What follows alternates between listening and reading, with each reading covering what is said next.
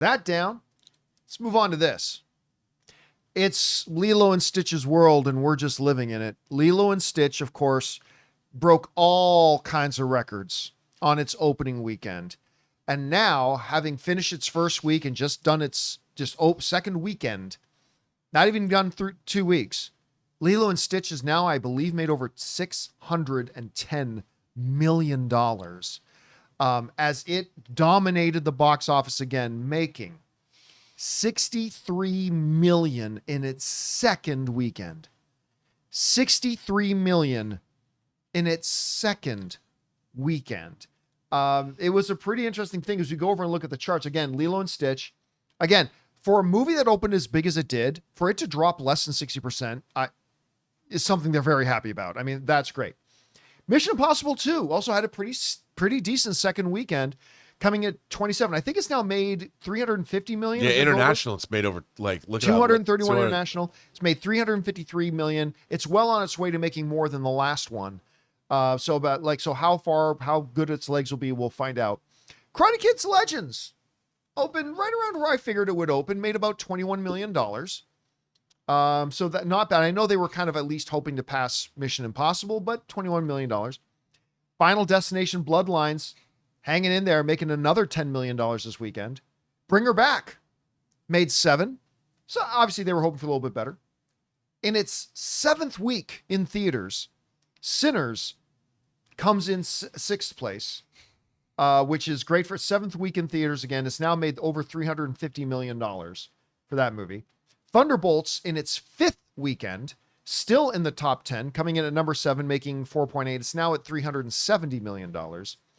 And Friendship, The Last Rodeo, and J-Hope Tour, Hope on the Stage in Japan live viewing, which I have no idea what that is. It's a concert film. I mean, I can tell that from the title, but I have no idea who J-Hope is.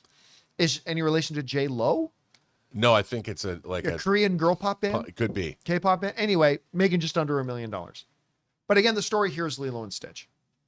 We were wondering, could it sustain? Now, remember, again, you want most movies to have between a 50 and 60% drop in a second weekend. Over 60% is a little concerning. Under 50 is popping bottles of champagne.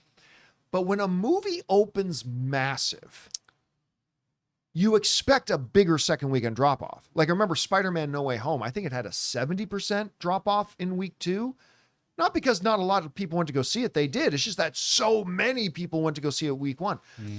Having a 57% drop, 56 point whatever percent drop in week 2, I think is really good for Lilo and Stitch. Again, it's already made over $600 million. And it's good seeing Mission Impossible. I mean, I was hoping Mission Impossible would have a little bit less of a drop-off. Still respectable, making $27.3 million a second weekend. Anyway, you see the charts here, Rob. What stands out to you? That people are going to the movies. Yeah. That, by the way, I want to correct myself. I think earlier when I was talking about Final Destination Bloodlines, I called producer Craig Perry Steve Perry. Yeah, I think so. I said Steve Perry. What was I thinking? What is he, now a vocalist? For a multi-talented. Journey? Multi-talented. Craig Perry. Sorry about that. But no, and to see this, people are going to the picture shows and look at the diversity of subject matter. Yeah. You got Lilo and Stitch, you got Mission Impossible, you got horror film titles, you got Karate Kid. There's a lot of Bring Her Back, Thunderbolts. Yeah. I mean, people are still going, and it shows that there's no one kind of movie dominating at the box office. And we've been saying since we saw footage of that first Lilo and Stitch trailer, we said it was going to make all the money. We said it was going to be $1 billion movie. Yeah. And it looks like it's on its way. And look, be as cynical as you want. If a studio like Disney makes a Lilo and Stitch live action, for as creatively bankrupt as that might be, it's really great when it makes this much money. It's great for the whole ecosystem of movies. So I'm not cynical about Disney's supposed to make money. If they're going to turn their live action movies or animated films into live action to make money, that's what they're supposed to do. And listen, and if they do it, making enjoyable theatrical experiences, like, again, I have my criticisms of Lilo and Stitch. Like, I don't think the movie's great. Right. But the vast majority of the time that I was sitting in that theater watching it, I had a smile on my face. Yeah. And I know all the kids in the theaters were having a great time. And I mean, if you can deliver a fun experience for the audience and make money, go for it. Yeah, what more do you want? It's the best of both worlds. So I look, we want our theatrical business to be healthy. and to see this kind of hold for these movies, and so they're not just front loaded, and this summer is full of bangers. And I think that movie theater owners are going to have a great experience this summer. I mean, we got things like F1 coming, which, again, another movie. I cannot wait for Jerry it. Bruckheimer coming back, roaring back into theaters. I mean, that's exciting. A horror Jurassic Park, something I thought I would never be excited about again. I'm excited about it. You know, Superman, hell yes. Fantastic Four, I hope it's good. You know, so there's lots of, and we've got Warner Brothers has in the rear in August Weapons coming, which is one of my most eagerly awaited films. September has The Long Walk. We've got The Running Man still coming this year. I mean, and tomorrow we're gonna be doing a feature tomorrow here on the show. We're gonna talk all about the releases coming out in June. Yeah. Which I'm excited about a number of the things coming. And then of course July is gonna be huge. But like to your point, I mean, they're all there. Now, will Lilo and Stitch make $1 billion? It does look like it's on its way. But after the first 2 weeks of Minecraft, I thought it was easily going to be on its way to $1 billion, and it's not going to make $1 billion. Although it's made $247 million or $947 million. I think they're not crying themselves to sleep. That's they're pretty fine. close. They're pretty. That's way more than I thought Minecraft would ever make. So I mean, good on them for that.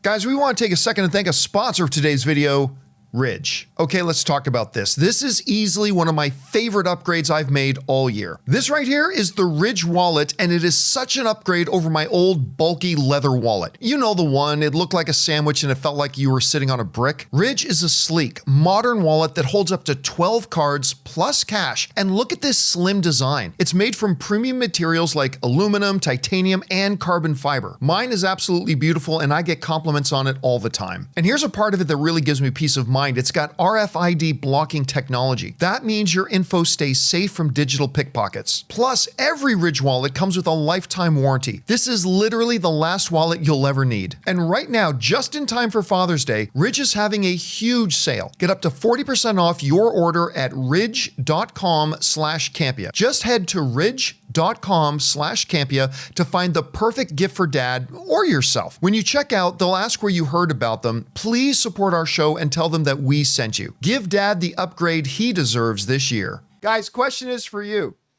What do you think? Lilo and Stitch made like over $60 million on its second weekend. Now having eclipsed the $610 million mark already after just its second weekend.